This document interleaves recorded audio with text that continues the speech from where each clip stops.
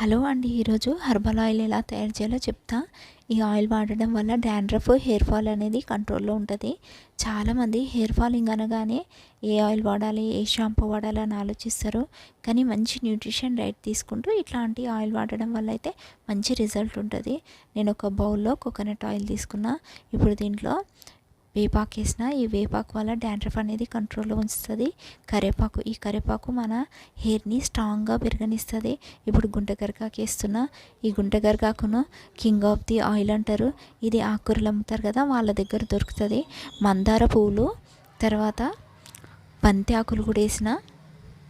ఇప్పుడు నిమ్మాకులు వేస్తున్నా. ఈ నిమ్మాకులలో చాలా ఔషధాలు ఉంటాయి.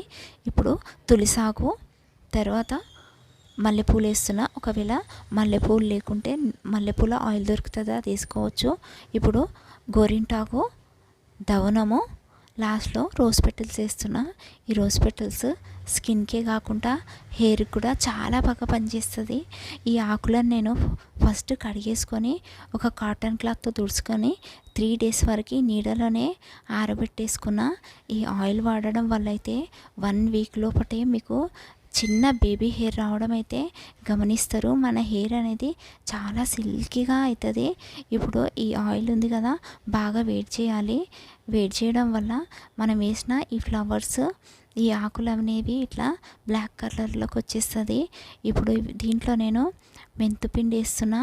తర్వాత ఉసిరి పౌడర్ వేస్తున్నా. ఒకవేళ ఉసిరి పౌడర్ లేకుంటే ఎండిపోయిన ఉసిరికాయలు కూడా వేసుకోవచ్చు. లాస్ట్లో బాదం పౌడర్ వేస్తున్నా. ఈ ఆయిల్ ఉంది కదా, దీన్ని 24 hours వరకు ఇట్లనే పెట్టేసి నెక్స్ట్ డే వడగట్టుకొని స్టోర్ చేసుకొని పెట్టుకోవాలి. మీరు అప్లై చేసినప్పుడు కొంచెం గోరువెచ్చగా చేసుకోవాలి. నేను చేసిన ఈ ఆయిల్ నచ్చితే లైక్ చేయండి, షేర్ చేయండి, సబ్స్క్రైబ్ చేయండి.